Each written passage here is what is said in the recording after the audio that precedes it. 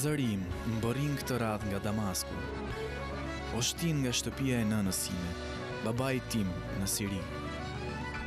Gjeografia transformon trupin tim, qelizat e gjakut tim bëhen të gjelbër. I gjelbër është alfabeti im në Sham. Një gojë tjetër rritet në gojën time. Në zërin tim, një zë i ri pisket, dhe gishtrinë e mi shndrohen në hordi. Kthehem në Damask duke kalëruar një re, duke kalëruar 2 kuajt më të bukur në botë.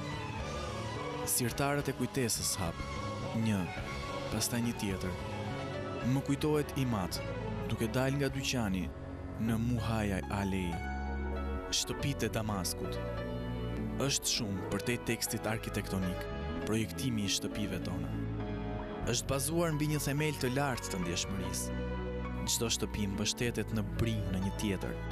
Çdo balkon i shtrin dorën një tjetri. Janë të dashura shtëpitë e Damaskut. Përshëndeten njëra me tjetrën në mëngjes dhe shkëmbimi i vizitave në fshehtësi, natën. Unë jam trumcaku juaj i gjelbër, njerëz të Shamit. Kështu pra, ai prej jush që më gjen, le të më jap një kokër gru. Unë jam trëndafili juaj i Damaskut, njerëz të Shamit. Ai prej jush që më gjen, le të më vërë në vazon më të parë. Unë jam poeti juaj Mar, njerëz të Shamit. Kështu pra, ai prej jush që më sheh, le të më mbaj një foto për kujtim. Përpara se të shërohem nga marrëzia ime më gjepse. Unë jam hëna juaj aratisur, njerëz të Shamit. Kështu pra, ai prej jush që më sheh, le të më dhuroj një shtrat dhe një patanie të leshtë, sepse kam shekuj që nuk fle.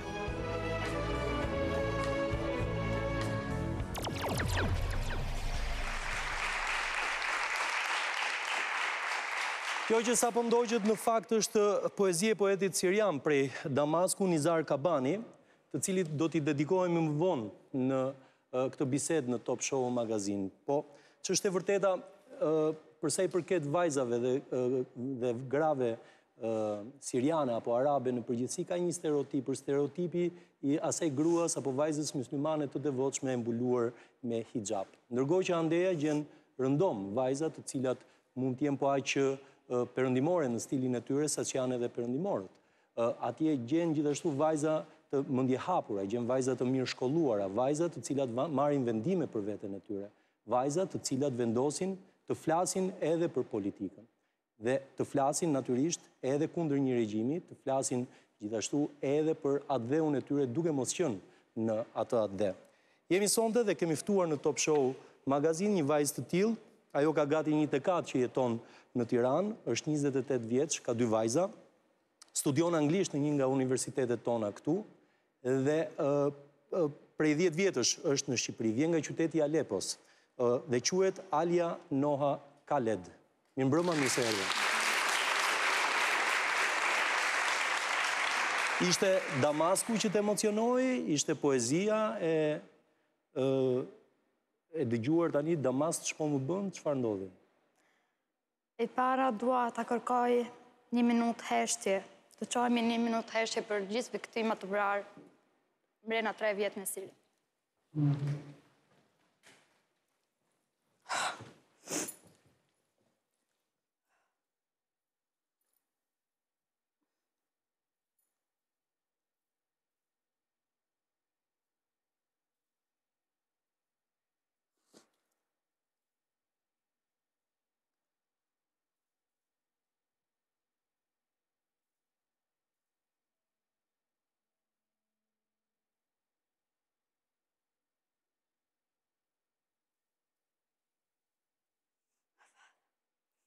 Okej.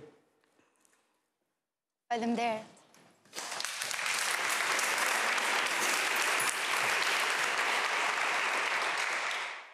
Ishte në fakt në televizion heshtja është vrasëse, po në këtë rast heshtja fliste, kështu që e falenderoj Alian që na vuri në këtë heshtje në kujtim të atyre të cilët kanë humbur jetën gjatë këtyre 2 viteve në Siri. Te emocioni, jo, nuk ka asnjë falje. Ska pse kërkon. U bë 10 vjetë që nuk e shkelur në Siri, apo jo? Apo ke qënë? Jo, isha në 2011, për hera Ishe në 2011. Po. Për para se të fillonin lëvizjet. Ka patur një lëvizje, po nuk ka patur fare akoma, nuk ka filluar në alë, po. Ndërko, si e kujton kohën, ke qënë në Alepo deri në moshën 18 vjeç? Po. Atje. Interesoheshe për politikën duke qënë në Alepo? Asnjë nuk ka guxim të mundohesh ose ta flasësh për politikë, sepse ne jetojmë në një burg ose në një farmë për prezidenti Asadi, edhe nuk kemi patur të gëzim nga jemi të vogët të flasim ose të shprehim që apo ndjon për politika. Ka mundësi mund të flasim ose mund të ndjek lajme për gjithë qytetet, edhe mund të flasim, vetëm në shështat tona nuk mund të flasim fare. Çfarë bëje kur ishe atje, deri në moshën 18 vjetë? Si ka qenë ajo periudhe e jetës tënde atje? Gjithmonë në familjarët tona nuk flasin fare për regjime, edhe mundojnë të afshehem dishka. Edhe ne, në shkollën tona, mësojmë sa më shumë gjithë këto këngat, libra, të rëgojmë për prezidenti, edhe ne shikon vetëm si imazh dhe duke shumë bukur ose i duket është e mirë, po asnjëherë nuk kemi patur kontakte as me mediat europiane. Kur ka vdekur Jati, më ka ndodhur diçka në brenda familja ime, sepse isha 18 vjeç, edhe kur kam dëgjuar për herë e parë presidenti ka vdekur duke qarë, sepse e mendova është presidenti është si Zot, edhe nuk vdiq. Edhe base këto kam dëgjuar, domethënë gjithë njerë kam patur as e natë edhe uritje për presidenti, diçka e kam folur, po prap është ka ardhur djali vetë me trashëgim, domethënë ne as kemi votuar fare, as kemi fare të guxim për të bërë zgjedhje. Fiks. Edhe prap nuk kemi patur problem, sepse ne kemi munduar, ai është doktor, mjek të syve, edhe ka jetuar për shumë kohë, ka studiuar në London. Kështu që do t'ishte më liberal. Edhe do të bëj shumë ndryshim, për herë e parë ku ka dalë për parë parlamenti sirian, edhe ka thënë një fjalë, domethënë ka thënë një fjalë për popullit, domethënë do të rregojë diçka, edhe brenda 19 vjeç nuk ka bërë asnjë gjë. Edhe gjithmonë i thotë, sepse ne duke dëmuar Hizbullah ose kemi munduar për irakiana ose për Palestinë. Edhe ti kur shtupet populli vet edhe nuk bëj diçka, nëse ti nuk ke hajrin për popullin vet, do kesh një hajër për popullin tjetër. Kjo ka qenë ajo çfarë mendonit ju. Po ti kur ke filluar ta mendosh që diçka nuk shkon me regjimin, që liria mungon, që nuk janë gjërat ashtu siç do të duhet ishin. Kur ke filluar ti mendosh vetë në kokën tënde këto gjëra? Kur hike nga Siria apo duke qenë? Jo, kur isha në Siri, po nuk kemi patur guxim, sepse ka ndodhur diçka brenda familja ime, domethënë çdo familja siriane ka vuajtur nga regjimi, edhe nuk ka patur guxim ta flas ose ta ngrihej zëri. Isha kundra regjimit sepse kam patur, akoma, kam vllai, është në Spanjë, edhe ai... Më falë, është në? Në Spanjë. Jetoj në Spanjë, kur ka vajtur në 80-ta, ka kthye në Siri pas 25 vjetë, edhe kanë arrestuar për puna është, ai kur ka qenë në mosha adoleshente, 18 vjeç, e ka djeg fotografi e Jati. E të presidentit, të babait të Asadit. Asadi, Hafez al-Asad, edhe kam fotor në burg për 5 vjetë. Edhe ka humbur diçka, ka dalë më gjusma tru, për mua ka qenë shumë e vështirë. Edhe, dhe me thonë... Do më një ishte kjo ngjarje familjare që ty të ktheu, le të themi, në kundër regjimit dhe të mendoje që... Kjo ishte e para, sepse kam nisur nga këtu. Normalisht, bas ka folluar pranvera arabe, kemi kështu, do të thënë, më këdim, po presëm, ku do vim radhë Kur do vi Siri. radha jonë?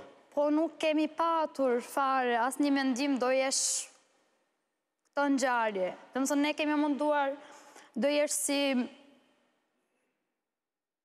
Egjipt, ose Libi, ose Jeman, nuk kemi pritur fare Që të ndodhte kjo që të po ndodh. ndodhi që po ndodh tani, ose të mbajmë armë në dorë, sepse ka folluar... Kishit menduar që me protestat në paqësore në rrugë, Tamam. Asadit do të riqej dhe regjimi do të... Edhe s'kemi munduar fare, do të gjatë 3 vjetë, ose se di akoma kur do të mbaroj. Dua të të komplimentoj se sot je veshur shumë bukur me këtë fustan të kuq që ke ardhur në studion e Top Show Magazin, po jam shumë kurioz të di si visheshe kur ishe në Alepo. Fiks. Kështu? Po. Nuk ishte ndryshim? Jo. Kështu vishen të gjitha vajzat atje? Jo. Po çfarë ndodh? Ka, le të themi, ka një ndryshim nga fshati në qytet? Jo. Është varet si nga një familja tjetra. Për shembull, është të vendi im, ose të qyteti im, të Alepo, gjitha mbajnë, domethënë më shumit, mbajnë shami. Mbajnë shami? Po. Po ty kur të shikonin të veshur, jo në mënyrën korrekte, kishe probleme, të flisnin? Jo, po ngacmojnë shumë. Ngacmojnë shumë, ngacmojnë djemët? Po. Po mirë, djemët ngacmojnë dhe këtu. Nuk është...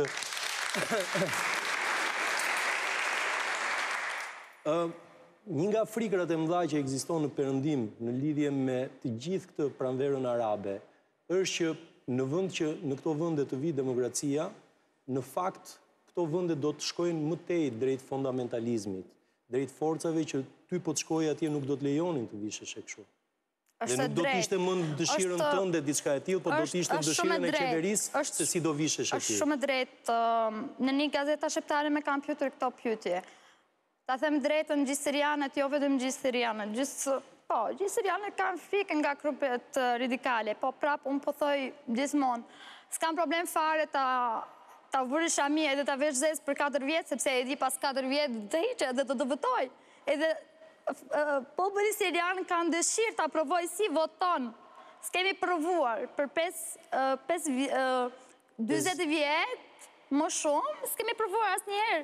S'kemi provuar sepse kur kemi votim, është e vetëm një parti, partia Hozbëllbas, edhe shkojmë, shpullëm në një gisht, edhe bën në gjak, e duam. Edhe ne nuk e duam. Kjo është mënyra se si ju votoni aty. Nuk na bën shumë, le themi, nuk na duket shumë e çuditshme kjo. Kemi 20 vjetë që votojmë dhe ne këtu, domethënë, më përpara kësaj, por fatmirësisht këtu nuk ishte dëshira e qeverisë që të visheshin njerëzit. Njerëzit vishen më lirë se që ishin veshur më përpara. Problemi është ti do fshehësh bukurinë tënde në një vello të zezë, qoftë edhe për 4 vjetë? Po. Vetëm për hir të votës.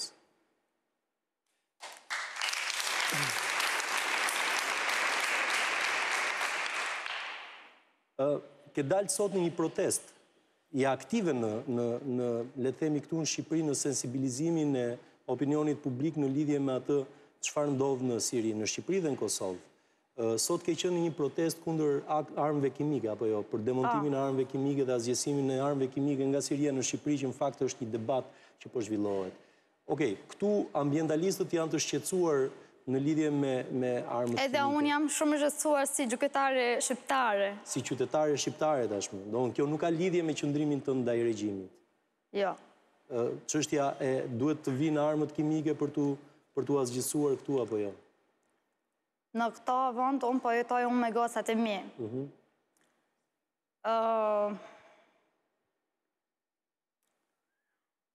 Sot e kam patur shumë komente nga shqiptar, ishe shumë krenare me vete, sepse gjitha i tha, tani kemi busuar pse ke i dalë dhe ke ngritur zori sa më shumë. Tani kemi kuptuar, jeta e ka vlerë.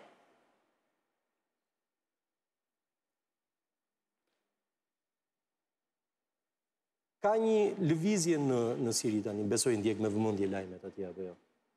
Dhe po krijohet një, le të themi, një moment për të afruar dhe si tu është për të vendosur paqen, po duke mbajtur si aktor në lojë edhe Asadin? A kërkojmë për një konferencë të Gjenevi 2, po gjithë sirianët po shikojmë këto konferencë vetëm për ta presim torta dhe çdo njeri ta marrë një pjesë. Një pjesë. Edhe ne duam Siri ta jetë si ka qenë më përpara, sepse dua ta thoja ne kemi 1434 vjet jemi musliman. Kemi 2013 vjet jemi katolik, po kemi 70 vjet jemi sirian. Kështu që? Shusha nuk e duam ta soptoj Siri. Ti mendon që do të coptohet Siria në Gjenevë? Ndërkohë që aty po Siria tani është e coptuar apo jo? Një pjesë e kontrolluar do të coptoj më shumë. Një pjesë e kontrolluar prej forcave rebele, një pjesë e kontrolluar prej qeverisë. Ti mbështet forcat rebele? Rebelet patriot. Patriot, po. Po pse, ka dhe rebel të tjerë? Ka loj-loj. Ka loj-loj rebelësh në Siri. Ka dhe nga Shqipëria dhe nga Kosova që kanë shkuar atje në luftë. Po. I ke njohur këta djemë që kanë qenë këtej? Jo, kam dëgjuar disa astyri. Ke dëgjuar disa prej atyre. Po, e di se si organizohet, si ndodh që shkojnë nga Shqipëria atje? Lavazhe truri. Po pse mendon lavazh truri? Ata vjen atje kundër regjimit Asadit.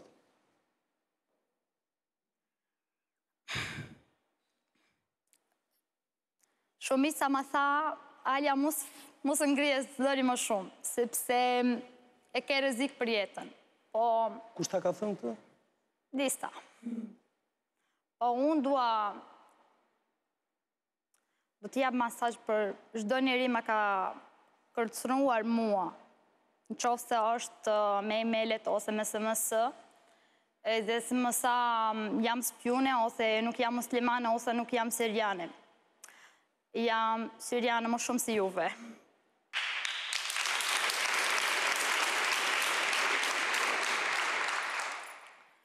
Edhe nuk kam frikë fare. Frika kam për fëmijat e mi, edhe kjo është çdo nana ka frikë normale. Kur një hoxhullar e bëj një thirrje për xhihad, edhe i thot shkoni ande luftoni të vendi shenja, pse nuk e bëj thirrje për Palestinë? Pse nuk ka asnjë musliman e ka guxim të shkojë në Palestinë ta luftoj? Kemi luftarët mjaft, nuk kemi kërkuar. Ne në fillimi kemi kërkuar armët, nuk kemi kërkuar trupët. Trupët terroristë nuk e dua. Edhe ne s'po kërkojmë fare për një ta kryem një qytet radikale ose fetare. Ne po kërkojmë për një qeveri ose një qytet civile. Për një shoqëri të hapur, për një shoqëri demokratike, apo jo? Kjo është ideja. Si jeton tani këtu në Shqipëri?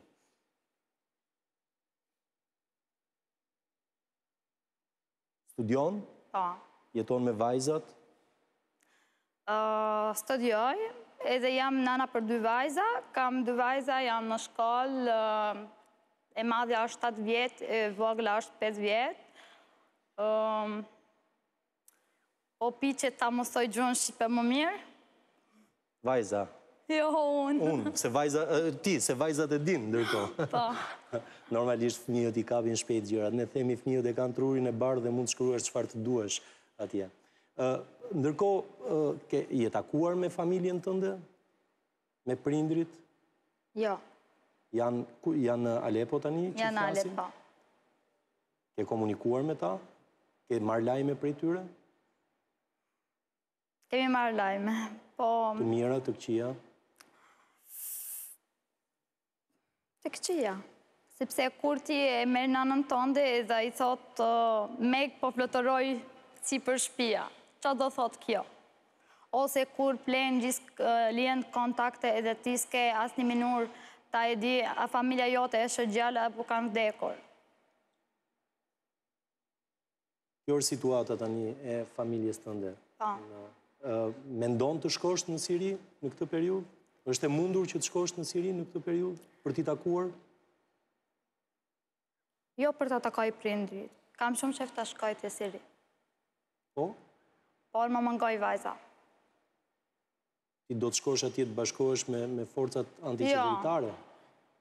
Unë asnjëherë nuk kam, jam kundra, edhe kur kam filluar të organizoj protestat paqësore me simbole, edhe unë nuk kam asnjë gjë në dorë, kam vetëm zërin tim, po kam shumë qef të shkoj në Siri, të ndihmoj gjithë se njerëz e kanë nevojë për ndihmë.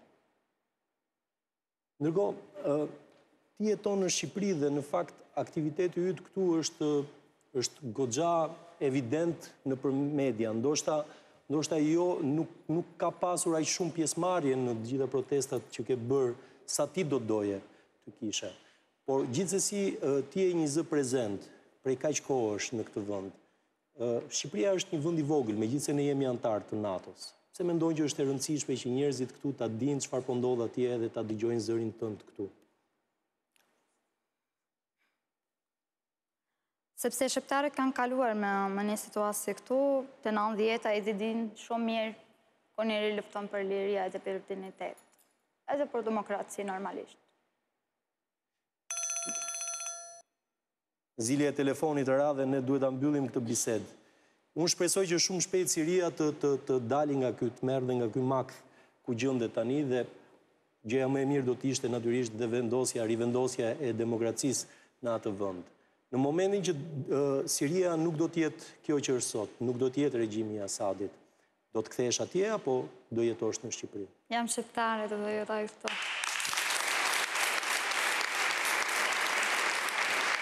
Alia, unë falenderoj për të pjesë bisede, ne do vazhdojmë fakt flasim për Sirin, do të vazhdojmë në pjesën e tretë emisionit, do të flasim për Nizar Kabanin, po edhe për poet të tjerë sirian. Ka shumë poet Siria? Shumë, sa të duesh.